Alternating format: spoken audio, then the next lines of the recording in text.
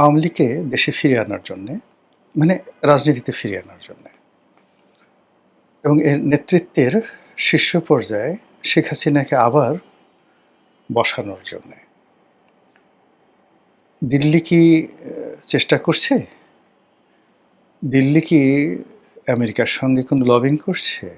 এবং এই সমস্ত বিষয়াদি নিয়ে দিল্লির সঙ্গে বেজিংয়ের কি কোনো কথাবার্তা হয়েছে? বা যদি হয়ে থাকে সেই বিষয়গুলো কি হতে পারে? একজন রাজনীতির পর্যবেক্ষক রূপে আমি যতটুকু বুঝেছি সেই বিষয়গুলো আপনাদের সামনে বলবো। তার আগে বলে নিই যে ইউনূস সাহেবের যে অন্তর্বর্তীকালীন সরকার এবং বর্তমানের জনাব তারেক রহমান সাহেবের সরকার, আমরা তাদেরকে যে ফর্মেই ধরি না কেন বা দেখি না কেন, আসলে এই সরকারের মৌল ভিত্তিগুলো কি? প্রথমে ইউনূস সাহেবকে দিয়ে শুরু করি। ইউনূস সাহেবের আগমন এবং তার সঙ্গে যারা উপদেষ্টা ছিলেন সবারই কর্মকাণ্ড অনেকটা ছিল ভিনি, ভিডি, ভিসি। জুলিয়াস সিজার, রোমান সম্রাট জুলিয়াস সিজার, তিনি তার তখনও তিনি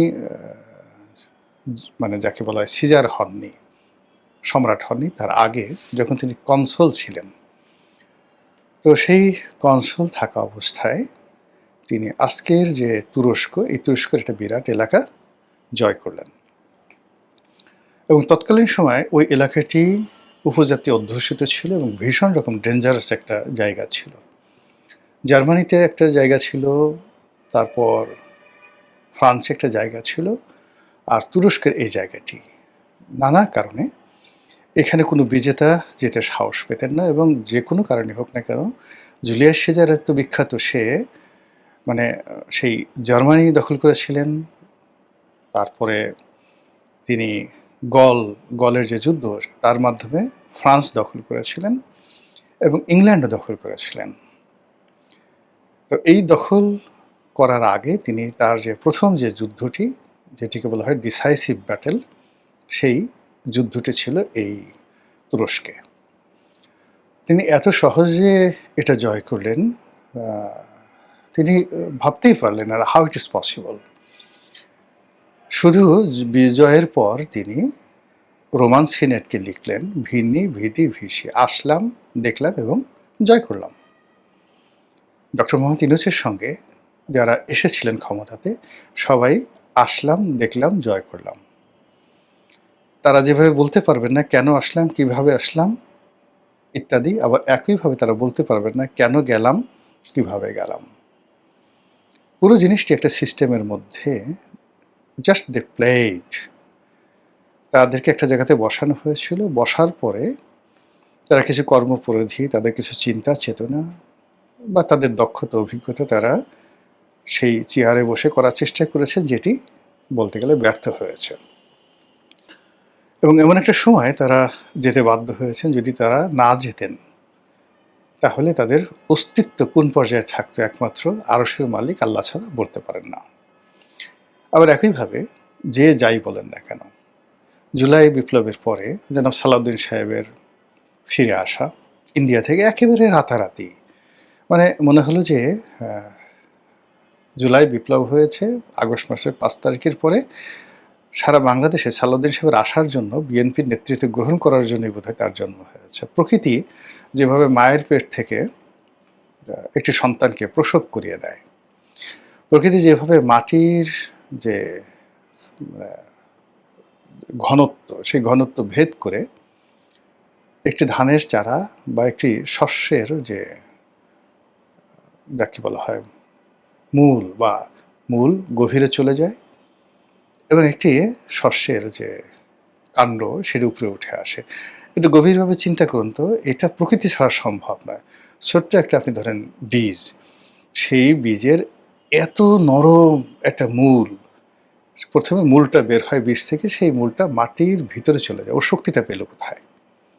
মাটি যেভাবে থাকে সেখানে ওই নরম মূল দিয়ে আপনি একটু মূলটা টানায় বের করে আপনি নিজে একটু ওটা ঢোকানোর চেষ্টা করেন তো, হয় না। নিঃসন্দেহে মাটির ভিতরে এমন কিছু মহাকর্ষণ শক্তি রয়েছে, সেই মহাকর্ষণ শক্তি সেই বীজ থেকে যেটা মূল বের হয়, সেই মূলকে টানতে থাকে মাটির গভীরে। আদারওয়াইজ মূলের কোনো শক্তি নেই মাটি ভেদ করার। আবার সেই বীজের যে অংশটি মাটি ফুঁড়ে উপরে চলে আসে,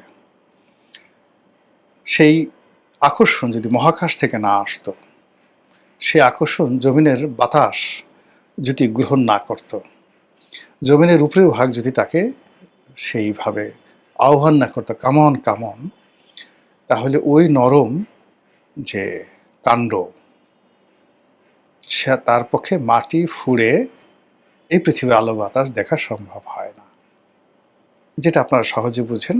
আর আমাদের জন্ম বা যে কোনো পশু পাখির জন্ম, ডিম থেকে বাচ্চার জন্ম, সব কিছুর মধ্যেই একটা প্রকৃতির লীলা খেলা থাকে। তো সেই প্রকৃতির লীলা খেলাতেই এমন কাছে মনে হলো যে সালাউদ্দিন সাহেব চলে এলেন, তারেক রহমান সাহেব চলে এলেন। তারেক রহমান সাহেব যখন চলে এলেন তখনই তার আম্মা মারা গেলেন। তার আম্মা মারা যাওয়ার পর সেখানে বিশাল জানাজা হলো। মানে সব কিছুই মনে হলো যে প্রকৃতি সাজিয়ে দিয়েছে, এটি কোনো মানুষের কাণ্ড নয়। এখন আচ্ছা বলেন তো আপনারা, যে এই যে প্রকৃতি সালাউদ্দিন সাহেবকে যে সুযোগটা দিল, তারেক রহমান সাহেবকে সুযোগটা দিল, তারা কয়বার, মানে আপনি যদি আধ্যাত্মিকতার কথা চিন্তা করেন, দাড়ি রেখে পাহাড়ে বসে সেই যাকে বলা হয় ধ্যান করেছেন, আল্লাহর সন্তুষ্টি অর্জনের জন্য যেভাবে রাসূলুল্লাহ সাল্লাল্লাহু আলাইহি সাল্লাম হীরা পর্বতে ধ্যান করেছেন, ওনারা এইভাবে ধ্যান করেছেন আল্লাহর সন্তুষ্টির জন্য। একটা সিঙ্গেল উদাহরণ দেখান তো। কিংবা ধরুন অন্য যে কোনো ধর্মমত, অথবা তারা এমন কি কর্ম করেছেন যে কর্মের ফলে এরকম কোনো একটা ঘটনা ঘটে গেল। মানে সব কিছুতেই প্রশ্ন। আপনি প্রকৃতিকেও মিলাতে পারবেন না যে প্রকৃতি তাদেরকে এই যে সুযোগ দিয়েছে, ইজ দেয়ার এনিথিং? অথবা তাদের সঙ্গে যে বৈদেশিক যে সম্পর্ক, সেই সম্পর্কের ক্ষেত্রে তারা এমন কি করেছেন যে কর্মের কারণে তাদেরকে, মানে ডক্টর ইউনূসকে ক্ষমতায় বসানো হলো, আবার সরিয়ে দেওয়া হলো, আবার তারেক রহমান সাহেবকে ক্ষমতায় বসানো হয়েছে, ক্ষমতায় বসানোর পর প্রেমের রশি দিয়ে আবার এখন টানাটানি শুরু হয়েছে। এবং এই টানাটানির ফলে কি হলো দেখবেন যে অনেক মানুষের ঘুম হারাম হয়ে গেছে, তাদের খাবার দাবার, জীবন চাল চলন সব নষ্ট হয়ে গেছে। আপনি আমি বাইরে থেকে যতটুকু আন্দাজ করতে পারি, ভিতরে যারা আছেন তারা এই উত্তাপটি, তাদের ক্ষমতার জোর এবং ভিত্তিটি তারা আপনার আমার চেয়ে 100 গুণ বেশি বুঝতে পারেন।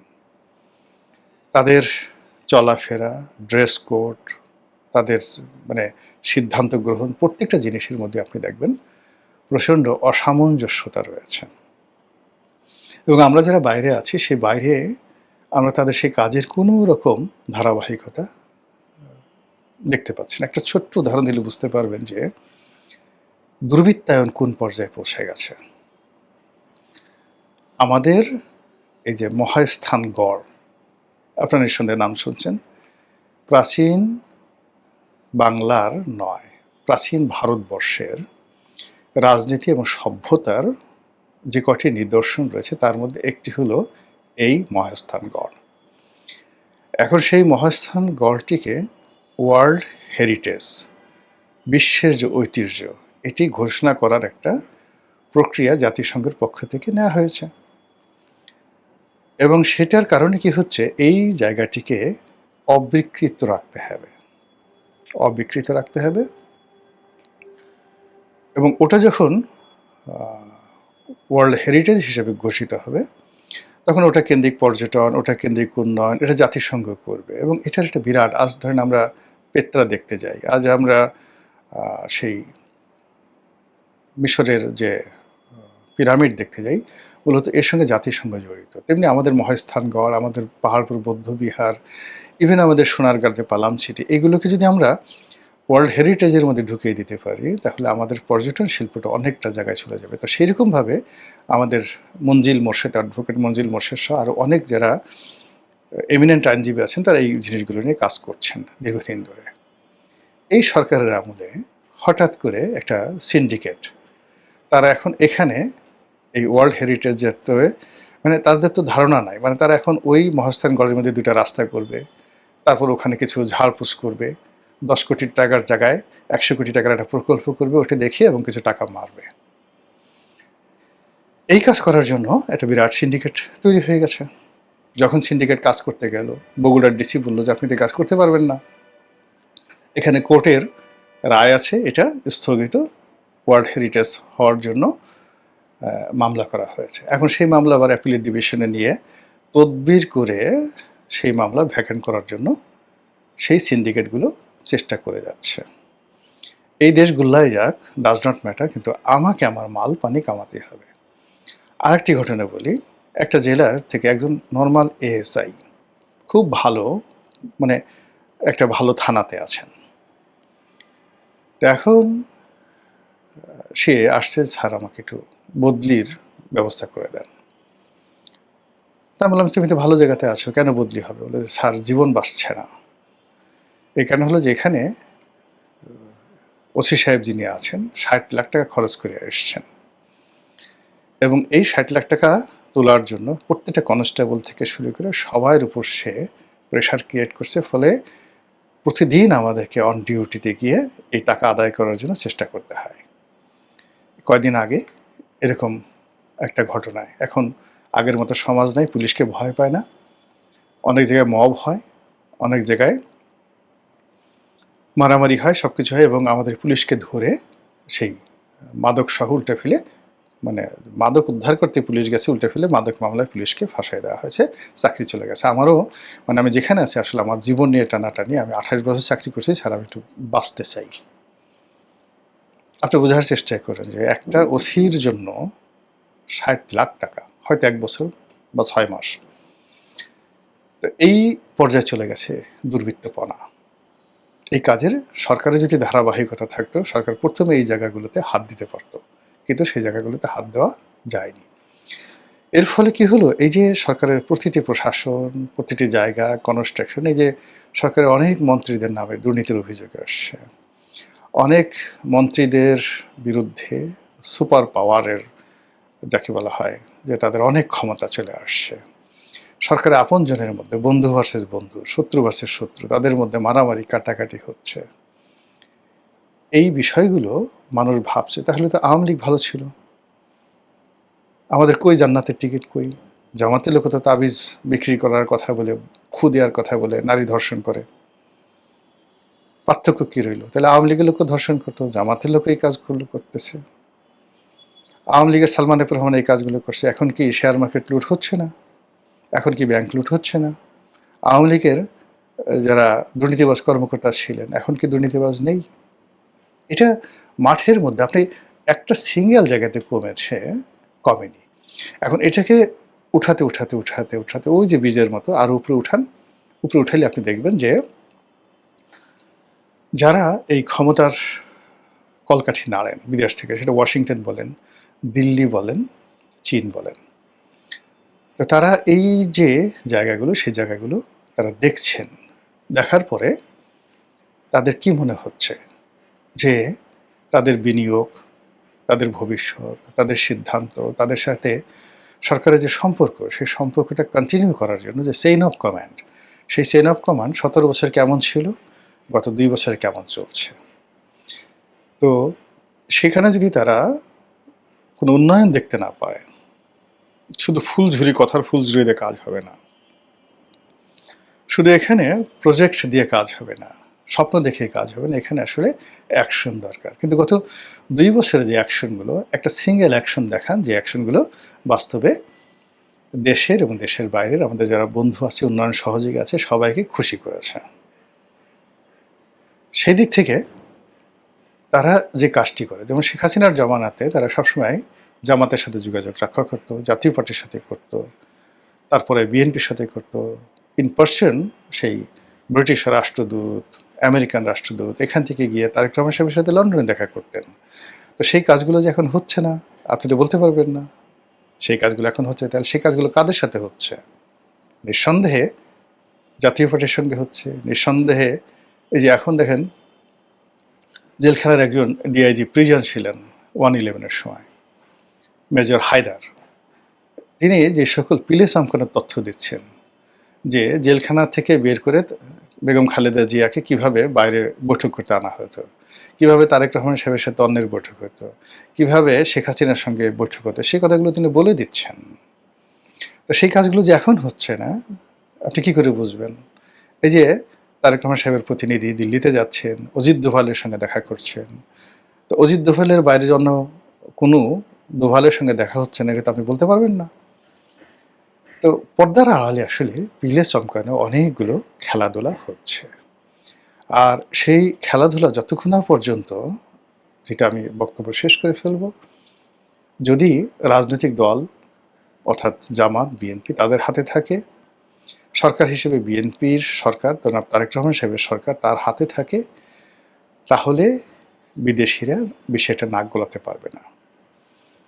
কিন্তু যদি এই ক্ষমতার ট্রান্সফার, ক্ষমতা ট্রান্সফর্ম, কারা থাকবে কারা আসবে, এই সিদ্ধান্তগুলো বিদেশিদের হাতে চলে যায়, তাহলে সঙ্গত কারণেই এখানে সামরিক বাহিনী মিডিয়েটর হয়ে যাবে like Pakistan, civil service mediator হয়ে যাবে, মধ্যস্থতাকারী হয়ে যাবে লাইক পাকিস্তান, এবং মিশরের মতো এখানে একটি রাজনৈতিক অভ্যুত্থান, সামরিক অভ্যুত্থান ঘটে যেতে পারে। এবং সেই অর্থে যেমন এখানে ধরুন পাকিস্তানে যখন ইমরান খানকে হটানোর প্রয়োজন হলো, তখন এই চাপের মধ্যে ফেলে তিনটি বৃহৎ রাজনৈতিক শক্তি তাদেরকে এক টেবিলে বসানো হলো। এই সেনাবাহিনী বসিয়েছে, সেটা হলো বেনজির ভুট্টোর পিপলস পার্টি, তারপরে নওয়াজ শরীফের মুসলিম লীগ, তারপরে আবার নওয়াজ শরীফ মুসলিম লীগের দুটো গ্রুপ ছিল, নওয়াজ শরীফের মেয়ে এবং নওয়াজ শরীফের ভাই, এখন যিনি শাহবাজ শরীফ আছেন, তাদেরকে বসানো হলো। আরেকজন যেমন বাংলাদেশের জামাতের মতো এরকম প্রভাবশালী, ওখানে জামাত না, তাকে বলা হয় মাওলানা ফজলুর রহমান ওরফে ডিজেল মাওলানা, তাকেও, যিনি একসময় ইমরান খানের ঘনিষ্ঠ ছিলেন, তাকে ইমরান খান থেকে সরিয়ে এনে এখানে বসানো হলো এবং সেই সরকার এখানে সেখানে চলছে। কাজেই শেখ হাসিনাকে নিয়ে বেইজিং, দিল্লি এবং আমেরিকায় যে কোন লেভেলে খেলা চলছে, আশা করি সরকারের যারা কর্তা ব্যক্তি তারা বুঝবেন যে তারা যখন ক্ষমতার বাইরে ছিলেন তাদের সঙ্গে যেভাবে এই বিদেশি শক্তিগুলো খেলেছে, তার চেয়ে 100 গুণ বেশি আগ্রহ নিয়ে, উৎসাহ নিয়ে এখন তারা আওয়ামী লীগ এবং শেখ হাসিনার সঙ্গে খেলছে।